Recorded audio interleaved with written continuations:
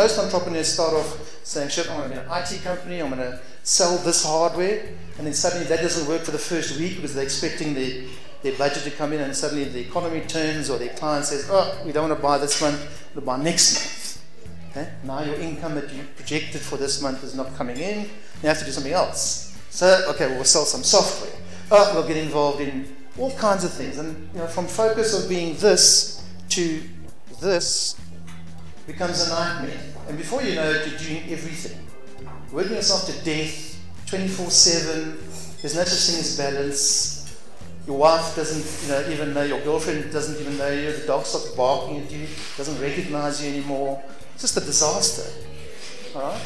So focus is absolutely key in terms of running your own business. Discipline, so waking up at 9 o'clock in the morning, forget those days.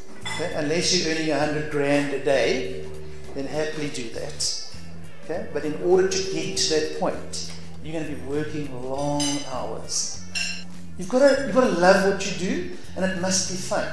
If it's not fun, you're wasting your time.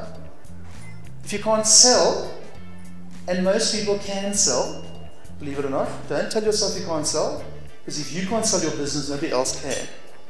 Attend as many networking sessions as you can. This is the way your business is. It's not about cold calling, believe me. Cold calling is terrible. It's a horrible job, especially if you're starting off small and on your own. You've just come out of a corporate, got a whole herd of mates that have been talking to your open plan office. Now you're going to work at your own place at home. And how many people are there? Just you and the dog. Okay? It's terrible. It's a huge trauma, believe me. I did 2 stints at Edgar's. The 3 years, formed this, my very first company was in fact there, with the guy that ended up being 3IC at Woolies. We always talk about it. And then when I got custody of my daughter, cut a long story short, my boss that was my boss at Edgar's phoned me and said, listen, the guy took over from you, he's no longer here, would you like to come back? Great. So opportunity was actually frightening. So it's good.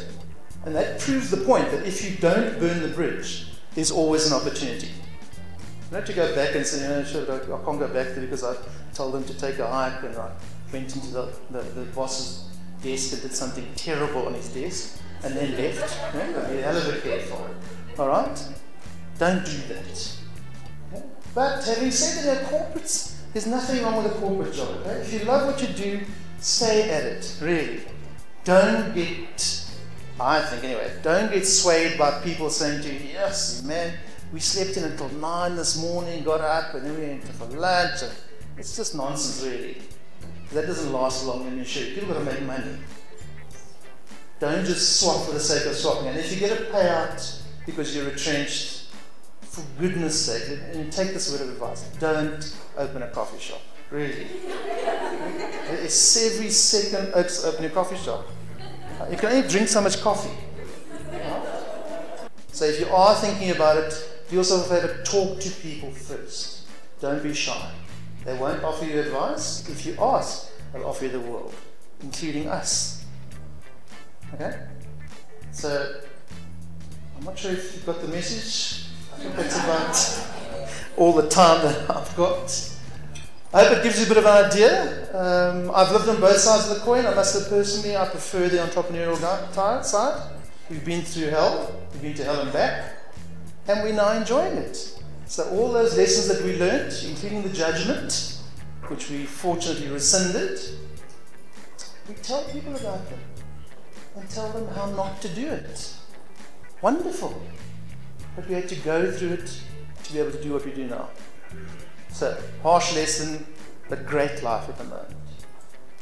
There isn't a shame in being a corporate. You can have a wonderful time. My cousin actually was part of FNB, and through FNB he went around the world. He was a marketing guy that looked after most of the West Bank people, took them to Olympics, all kinds of stuff. Paid for by the company, great. So there's no shame. So I just want to, as an aside, when you're an entrepreneur, you have to look after yourself in every way, every sense of the word.